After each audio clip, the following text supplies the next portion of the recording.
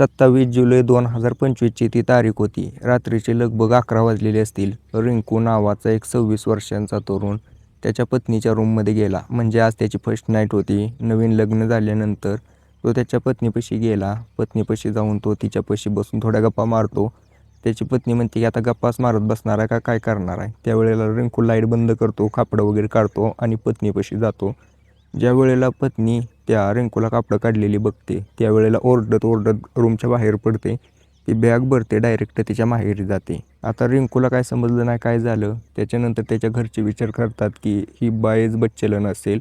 रिंकूचं दुसरं लग्न लावून देतात. पुन्हा तेच रिंकू ज्या वेळेला त्याच्या रूममध्ये गेला त्यावेळेला त्याची पत्नी बॅग भरते आणि माहेरी निघून जाते. दुसऱ्या वेळेला पण वाटलं की चला एक निघाली तशी दुसरी पण निघाली तशी तिसरी चांगली एखादी बघून करू. त्यामुळे त्यांनी त्यांच्याच नात्यातली एक पोरगी शोधली.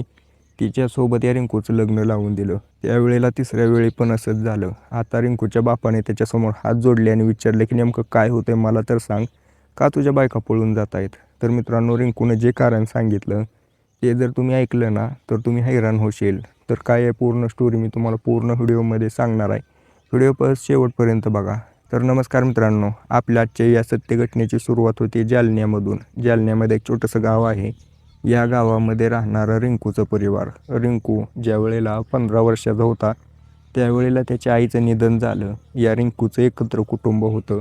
2 चुलते, त्याचा बाप आणि त्याची आजी आजोबा असा 10-15 जणांचा परिवार होता. रिंकूचा बाप गावातला एक श्रीमंत व्यक्ती होता. याच्याकडे जवळजवळ 150 एकर शेती होती. या शेतीमध्ये याच्याकडे ऊसाचं उत्पन्न घेतलं जायचं. करोडो रुपयाची प्रॉपर्टी रिंकूकडे होती. आता ज्या वेळेला रिंकूला समजलं की आपल्या तर हातात खूप पैसा आहे, सगळ्या गावातली लोक आपल्या बापापुढे झुकतात, पैसे मागतात, उसनं नेतात, उचलीवर नेतात, त्यावेळेला रिंकूच्या मनात एक वेगळीच ॲटिट्यूड आला. त्यावेळेपासून या रिंकूने गावामध्ये खूप गोंधळ घालायला चालू केला. जसं जसं रिंकूचं वय वाढत होतं तसं तसं त्याने त्या गावामध्ये एवढा कुटाणा केला होता की त्याच्या बापाला रिंकूला उचलून एका हॉस्टेलमध्ये टाकावं लागलं. ज्या वेळेला बोर्डिंग स्कूलमध्ये हॉस्टेलमध्ये टाकलं रिंकूला तेव्हापासून रिंकू जरा शांत झाला. रिंकू आता थोडाफार अभ्यास करू लागला, त्या ठिकाणी कष्ट करू लागला. रिंकूची 10वी ज्या वेळेला झाली त्यावेळेला रिंकूच्या बापाने गावामध्ये बोलवलं.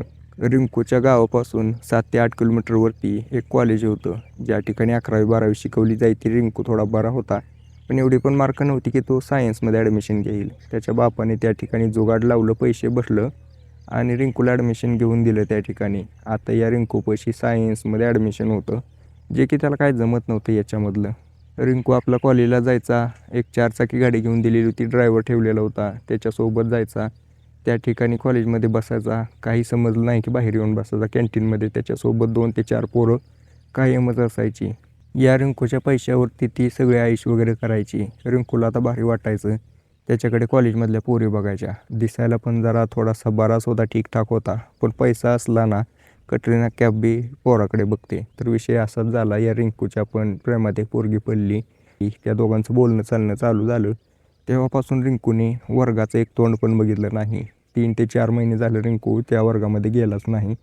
रिंकू आपल्या त्या पोरीसोबतच गुलगुलू गप्पा मारत बसायचा. कधी हिला इकडे घेऊन जा, कधी तिला तिकडे घेऊन जा, गाडी होती पिक्चरला जा, असंच याचं चालू होतं. रिंकूचा बाप विचार करतो की पोरगा वयात आलाय त्यामुळे असं करत असेल.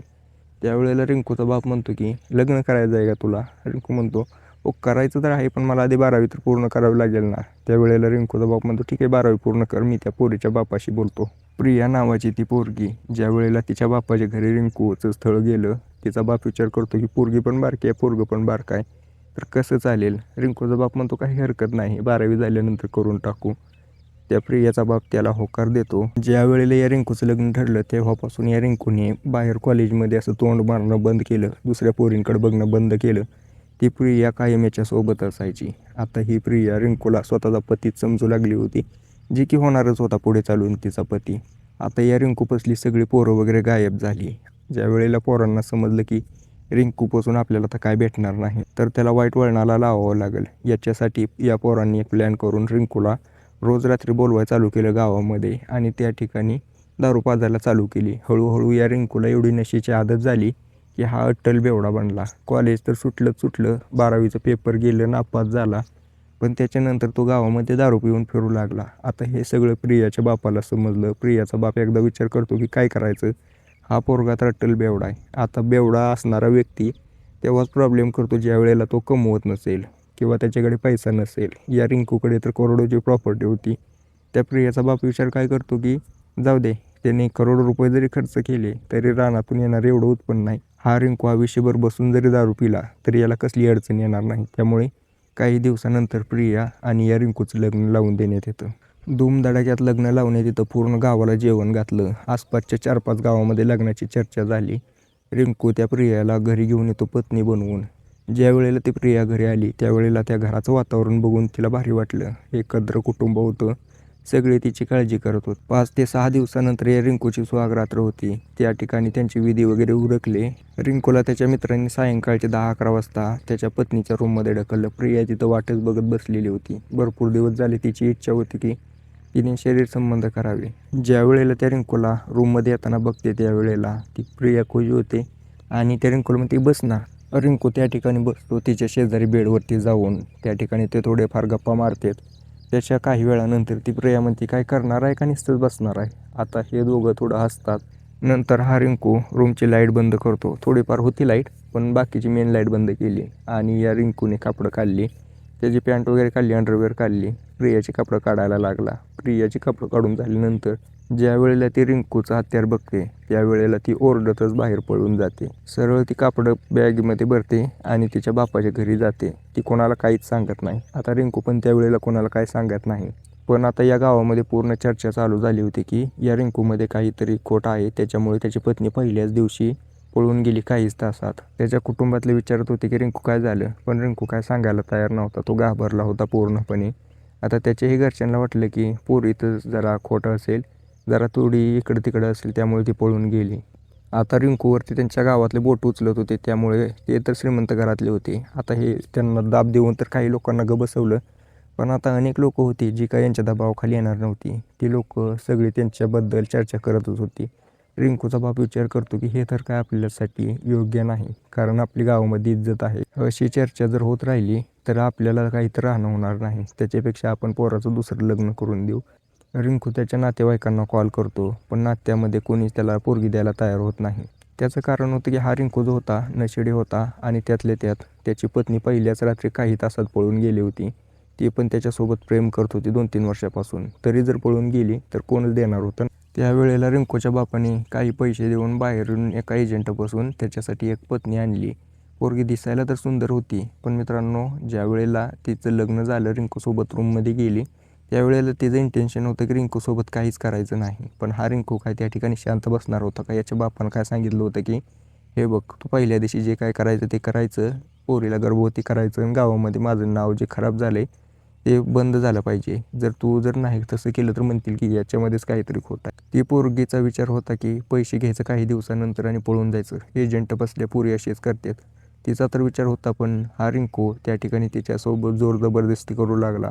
मित्रांनो ज्या वेळेला रिंकू तिच्यासोबत जोर जबरदस्ती करत होता ते तर तिला ठीक होतं, काही अडचण नाही, तिने करून पण घेतलं असतं. पण ज्या वेळेला हा रिंकू त्याची पॅन्ट काढतो आणि तिच्यासमोर उभा राहतो त्यावेळेला पोरगी त्या ठिकाणी चक्कर येऊन पडते. रिंकू तिच्या तोंडावर पाणी मारून उठवतो. आता ती पोरगी लगेच जागी झाली की उठली, बॅग भरली आणि दरवाजा उघडून निघून गेली. आता ही गोष्ट तर दुसऱ्यांदा झाली होती. पुन्हा गावामध्ये चर्चा होणार हे तर माहितीच होतं. त्यामुळे रिंकूचा बाप डोक्याला हात लावून बसला. म्हणतो की बाबा तुझ्यासमोर मी हात जोडू का, तू नेमकं असं काय करतोय की आधीच पळून जात आहेत, त्याच्याबद्दल तर मला सांग. एवढं जनावरासारखं कसं वागतोय. रिंकू म्हणला की मी काहीच केलं नाही, त्याच्या आधीच ती पळून गेली. त्यांना वाटलं की चला एजंट कसली पोरगी होती म्हणून पळून गेली असेल. याच्यासाठी ते लोक त्या रिंकूला काहीच बोलत नाही. आता हे सगळं भरपूर झालं होतं. यांची गावामध्ये खूप नाचक्की झाली होती. त्याच्यासाठी रिंकूचा बाप रिंकूच्या मामाला फोन लावतो. म्हणतो की हे बघा तुम्हाला ना तुमची पोरगी द्यायची असेल तर देऊ शकता, नसेल तर पहिली तुम्ही जी दिलेली आहे ना ती घेऊन जावा. म्हणजे या रिंकूचा चुलत मामा होता. त्यावेळेला रिंकूचा मामा म्हणतो की हो काही हरकत नाही, मला काय हरकत आहे. पहिल्या पोरी पळून गेल्या, त्यांच्यामध्ये त्यांची चूक असेल किंवा त्या खोट्या असतील त्याच्यामुळे पळून गेल्या. तशी माझी पोरगी नाही, माझी पोरगी बिनधास्त देऊ तुमच्या. रिंकूच्या मामानं त्याच्या पोरीचं लग्न रिंकूसोबत लावून दिलं. आता मित्रांनो यामध्ये काहीच रिस्क घ्यायची नव्हती. सगळे कुटुंबातले लोक बाहेरच जागे होते हॉलमध्ये आणि रिंकूला रूममध्ये पाठवलं. नेमकं काय घडतं हे बघायचं होतं त्यांना. त्यावेळेला रिंकू रूममध्ये गेला. त्याच्या मामाची पोरगी तिथं बसली होती. अतिशय सुंदर होती दिसायला एकदम असं म्हणू शकतो की ऐश्वर्या राईच. त्यावेळेला तिला बघते रिंकू त्या ठिकाणी आलाय, त्याला दूध वगैरे दिलं. रिंकू दूध पितो आणि त्या ठिकाणी तो रिस्क घ्यायची नव्हती त्याला. तो म्हणतो की आता मी काहीच करत नाही. त्यावेळेला त्या मामाची पोरगी म्हणते की का रे रिंकू, करत नाही का तू? रिंकू म्हणला की नको. ती म्हणली की अरे मी एवढ्या दिवसापासून या गोष्टीची वाट बघते. माझ्याही मनात काही इच्छा आहेत, तू पूर्ण करणार आहेस का नाही? आधीच रिंकूला एवढं मोठी भीती होती की पहिल्या पोरी पळून गेलेत, ही जर गेली तर काय करायचं. पण त्याच्यापुढे काही पर्याय नव्हता. मामाची पोरगी ज्या वेळेला अशी म्हणते त्यावेळेला रिंकू तयार होतो आणि त्याची पॅन्ट वगैरे काढतो. तेवढ्यातच त्या मामाची पोरगी ही ओरडत बाहेर आली दरवाजा उघडून आणि डायरेक्ट त्याच्या मामापाशी जाऊन बसली. म्हणली की मला नाही याच्यापाशी राहायचं. ते सगळं विचारत होते की का रे बाबा, काय झालं काय झालं, पण कोणी कोणाला काय सांगायला तयार नाही. आता या रिंकूच्या बापाने त्याच्यासमोर हात जोडले की बाबा मी तुझं काय आता लग्न लावून देत नाही, तू तुझ्या हिशोबाने बघ. ज्या वेळेला रिंकू होकार देतो त्याला, दुसऱ्या दिवशी गावामध्ये जातो. त्यावेळेला त्या ठिकाणी गावामध्ये एकच चर्चा, आला बघ ना मर्द, आला बघ ना मर्द. याची बायको पहिल्याच दिवशी पळून जाते. 3 लग्न झालं, पळून गेली. आता रिंकू हे बघून कंटाळला होता. आपला घरी आला. घरी आल्यानंतर तो दरवाजात चप्पल काढतच होता. तेवढ्यातच त्याची चुलती म्हणली की काय करू, असलं नामर्द पोरगा आपल्या घरी नसायला पाहिजे होतं. आता हे सगळं रिंकूच्या मनाला खूप लागतं. रिंकू विचार करतो की माझा इथं राहून काहीच उपयोग नाही. करोडो रुपयाची प्रॉपर्टी सोडून रिंकू आपला मुंबई या ठिकाणी निघून जातो कामानिमित्त. म्हणतो की मी तिकडंच राहील, तिकडंच हे करेल. बापाला म्हणतो मी काय इकडे येत नाही. आता बापाचा एकटा लाडका पोरगा होता, पण गावाकडे इज्जत जातो. त्यामुळे त्याचा बाप काय बोलला नाही. म्हणला की ठीक आहे जा पोरा.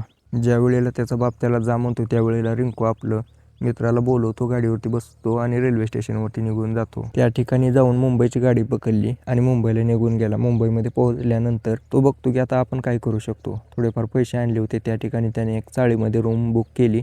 त्या ठिकाणी तो राहू लागला. 10-15 दिवस त्याने त्या ठिकाणी काढले. अजूनपर्यंत काही काम भेटत नव्हतं. जेवढे पैसे याने आणले होते त्याला वाटलं की चालतील 4-5 महिने, ते तर पैसे 15 दिवसात संपून गेले. कारण मुंबई जे आहे एवढं महाग शहर आहे ना, त्या ठिकाणी राहणं सोपं नाही. त्याच्या पटीने तेवढे उत्पन्न पण लागतं. आता रिंकूला समजत नाही की काय करावं. काम तर करावं लागणार होतं. तसा विषय आहे की काम जर नाही केलं तर किती दिवस चालणार आहे. आपण करोडपती होतो तो गावात, इथं करोडपती नाही. त्याला लवकर समजलं. त्यामुळे हा रिंकू ना त्या ठिकाणी काम शोधू लागला. काम शोधत असताना त्याला एका ठिकाणी सिक्युरिटी गार्डचं काम मिळालं, जे की एका कार शोरूमच्या बाहेर होतं. कार शोरूमच्या बाहेर तो काम करतच असताना त्यावेळेला त्याची अनेक लोकांसोबत ओळख झाली, जे की कार घ्यायला यायचे. जे लोक कार घ्यायला यायचे त्यांच्यासोबत ओळख व्हायची. अशी ओळख काढत काढत काढत एका महिलेला एका सिक्युरिटी गार्डची गरज होती. महिला एकटीच राहायची. तिचा पती 4 ते 5 वर्षापूर्वी वारलेला होता. तेव्हापासून ती महिला एकटी राहत होती. पण ही महिला ना ज्या वेळेला पण बाहेर जायची त्यावेळेला तिच्या घरामध्ये कोणी नसायचं. त्याच्यासाठी तिला सिक्युरिटी गार्ड पाहिजे होता. घर जे होतं शहरापासून दूर होतं, पण असा एक मोठासा बंगला होता, एक 10-5 कोटीचा. त्यावेळेला त्या एका ओळखीच्या व्यक्तीने रिंकूला त्या महिलेच्या घरी कामाला लावलं. मानसी नावाची ती महिला, 35 वर्षे वय असेल साधारणतः. दिसायला अतिशय सुंदर होती. 31व्या वर्षीच तिचा पती तिला सोडून गेलेला होता. पती शिक्षक होता, मुख्याध्यापक, आणि याची 1 करोडची प्रॉपर्टी होती. हायवेच्या कडेला शेती असल्यामुळे त्याला किंमत आलेली होती. ती विकून विकून त्याने घर वगैरे बांधलं. पण ज्या वेळेला घर बांधलं राहायचं वेळ आली त्यावेळेलाच त्याचं कायम निधन, नेमकं त्याच वेळेला त्याचं निधन झालं. त्याची पत्नी 1-2 वर्ष रडत होती. त्यावेळेला मानसीला लक्षात आलं की आता काय करू शकत नाही. पती तर गेलाय, आपल्याला एकट्याला जीवन काढावं लागेल. मानसीने त्याच्या जाग्याला नोकरी तर जॉईन केली, पण त्या ठिकाणी तिचं मन लागत नव्हतं. पण आता काही करून तिला तिथं करावंच लागणार होतं काम, कारण पतीची जागा होती ती सोडायची नव्हती. मानसी त्या ठिकाणी काम करत होती. हळूहळू तिचं त्या ठिकाणी मन लागलं. पण ज्या वेळेला ती ड्युटीवरती जायची त्यावेळेला तिचं घर एकटंच असायचं. त्याच्यासाठी एक सिक्युरिटी गार्ड पाहिजे होता. म्हणून या रिंकूला तिने बोलवलेलं तर ओळखीच्या माणसाकडून. रिंकू त्या ठिकाणी गेला. मानसीला बघतो. मानसी तर दिसायला अतिशय सुंदर आहे. साधारणतः 35 वर्षे वय आहे. तर वाटत नाही तिच्या चेहऱ्यावरून, तिच्या शरीरावरून. रिंकू तिला बघतच राहतो. पण त्याला नंतर आठवते की नाही रे, आपल्याला नोकरी पाहिजेल आहे. त्याच्यासाठी ना आपल्याला शांत राहावं लागेल. रिंकू त्या ठिकाणी शांत बसतो आणि त्या मानसीला म्हणतो की मॅडम, मी आता नाही तर राहू शकतो का? जर मला राहायची सोय झाली तर मी इथं कायम 24 तास राहून तुमच्या घराची रखवाली करेल. ती मानसी त्याला म्हणते की हो का नाही, इथं घरामध्येच एक रूम आहे, त्या रूममध्ये तू राहू शकतो. खायचं प्यायचं सगळं भेटेल तुला. जे पाहिजे ते करू शकतो. फक्त घरामध्ये चोरी करायची नाही आणि घराची रखवाली करायची. ज्यावेळेला रिंकू हे ऐकतो त्यावेळेला रिंकू म्हणतो की मॅडम, चोरीचा विषयच काढू नका. मला फक्त नोकरी पाहिजे. माझ्या गावामध्ये माझी 10 ते 15 कोटीची प्रॉपर्टी आहे. पण विषय असा झाला की त्या ठिकाणी मला थोडं काहीतरी अडचण आली होती, माझी इज्जत गेली होती म्हणून मी ते सोडून आलो आहे. ज्या वेळेला त्या मानसीला या रिंकूबद्दल समजते की त्याची अशी स्टोरी होती, त्यावेळेला तिला वाईट वाटतं. म्हणते की कसं काय रे, नेमकं काय कारण होतं तुझ्या पत्नी पळून जायचे. त्यावेळेला तो रिंकू म्हणतो की मॅडम भविष्यात कधीतरी सांगेल, आत्ता काय सांगू शकत नाही. आता तर सगळं झालं आहे, माझं एकतर मानसिक स्थिती खराब आहे. मानसी तिला म्हणते की ठीक आहे. त्यावेळेला मानसी म्हणते की ठीक आहे, काही हरकत नाही, फक्त तू नीट राहा, काम कर, तू कायम जरी राहिला तरी चालेल. रिंकू तिला होकार देतो आणि आपल्या कामाला सुरुवात करतो. 2 महिने गेले, 4 महिने गेले. आता हा जो रिंकू होता, गावातला व्यक्ती, त्याला बाथरूममध्ये अंघोळ करायची सवय नव्हती. हा आपला एका कुठं तरी बाहेर घ्यायचा अंघोळीची बादली आणि त्या ठिकाणी अंघोळ करायचा. एक दिवशी असंच रविवारचा दिवस होता. ही माणसे घरीच होती, शाळेला सुट्टी होती त्यामुळं. आणि हा रिंकू आपला बादली काढली बाथरूममधनं आणि त्याच्या गार्डनमध्ये जाऊन ही अंघोळ करू लागला. ज्या वेळेला गार्डनमध्ये अंघोळ करत होता त्यावेळेला ही माणसे बाल्कनीमध्ये बसून चहा पित होती. ज्या वेळेला ही रिंकूला अंघोळ करताना बघते त्यावेळेला तिच्या मनामध्ये काय आलं काय माहिती, त्या ठिकाणी उठते आणि आपल्या रूममध्ये जाऊन बसते. रूममध्ये दरवाजा बंद करून आतमध्ये काहीतरी करत होती.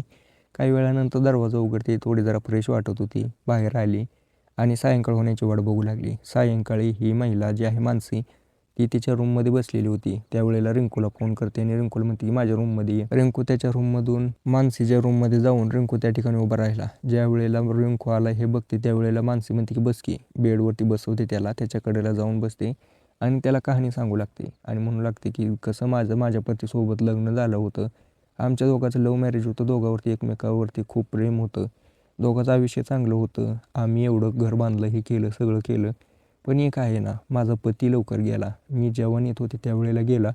तेव्हापासून मी एकटीच आहे. मलाही वाटतं की माझ्यासोबतही कोणीतरी माझा पार्टनर असावा. मीही त्याच्यासोबत संबंध करावे. भरपूर लोकांनी ट्राय केलं पण त्यांची मानसिकता बघून मला हे काय बरं वाटलं नाही. कायम ते माझ्या प्रॉपर्टीच्या मागं लागले होते. पण मला ते नको होतं. मला पाहिजे होतं माझं सुख, ते की मला तुझ्यामध्ये दिसत आहे. ज्यावेळेला रिंकू म्हणतो की असं काय बोलताय मालकीन, मी काय केलं आहे नेमकं. त्यावेळेला ही माणसे त्याला म्हणते की हे बघ, तुझ्याकडे प्रॉपर्टी आहे त्यामुळे तुला प्रॉपर्टीचं काय लालच नाही. तू तिथली करोडोची प्रॉपर्टी सोडून आला आहे फक्त इज्जतीसाठी. मी तुला ती इज्जत द्यायला तयार आहे. पण मला जे पाहिजे ते तू देणार का. रिंकू म्हटलं की काय पाहिजे. ती माणसे म्हणते की मला ना तू पाहिजेल आहे. ज्यावेळेला मी तुला सकाळी अंघोळ करताना बघितलं त्यावेळेला मी बघितलं की तुझा हत्यार तर खूप मोठा आहे आणि मला तेच पाहिजे. भरपूर दिवस झालं माझी इच्छा होती की अशा कोणासोबत तर असं लग्न करावं आणि त्याच्यासोबतच आयुष्य घालवावं, जेणेकरून मला शरीर सुख चांगल्या पद्धतीने घेता येईल. त्यावेळेला रिंकू म्हणतो की तू याच्यासाठी माझ्यासोबत लग्न करायला तयार आहे काय. माझ्या ज्या पत्नी होत्या तू विचारत होती ना की मला का सोडून गेल्या पत्नी. ज्या वेळेला पण मी कापडं काढून त्यांच्यासमोर उभं राहायचो त्यावेळेला ते माझं हत्यार बघून पळून जायच्या, घाबरायच्या. आता मी काय त्यांना त्रास करणार नव्हतो. मी त्यांच्यासोबत थोडं हळूहळूच करणार होतो, पण त्यांनी अगोदरच पळून गेले, त्यामध्ये मी काय करू शकतो. त्यावेळेला मानसी म्हणते की माझ्यासोबत तसं काही होणार नाही. मी तुला चांगल्या प्रकारे सहकार्य करेन. ज्यावेळेला या दोघांमध्ये तसं बोलणं होतं. आता रिंकूलाही भरपूर दिवस झाले शरीर संबंध करायचं होतं. वय 28-29 झालं होतं. हिजंही 36 वर्ष झालं होतं. या मानसीचं शरीर पण असं होतं की हे सगळं झेलू शकेल. तिचं शरीर भरलेलं होतं एकदम आणि अनुभव होता. पहिल्यापासून जरा जागा झालेली होती. त्यावेळेला हा रिंकू आणि ती मानसी त्या ठिकाणी त्या रूममध्ये रात्री संबंध बनवतात. दोघांनाही खूप भारी वाटतं. मानसीनेही आजपर्यंत असे संबंध केलेच नव्हते कोणासोबत. तिचं शरीर एकदम तृप्त होतं, तिचं मन तृप्त होतं. त्याच्या वेळेला दोघांचं मन भरलं की हे रिंकू आणि ही मानसी दुसऱ्या दिवशी जाऊन कोर्टामध्ये लग्न करून टाकतात. आता दोघं एक सोबत राहतात. हा जो रिंकू होता त्याला एक दुकान टाकून दिलं. त्या ठिकाणी तो त्या दुकानामध्ये काम करू लागला. मानसी आपल्या त्या कॉलेजमध्ये प्रोफेसर म्हणून काम करू लागली. दोघांचा पगार येत होता, घर होतं. चांगल्या प्रकारे यांचं आयुष्य चालू होतं. एक चांगली गाडी वगैरे घेतली. दोघांना काही वर्षानंतर एक मुलगा झाला.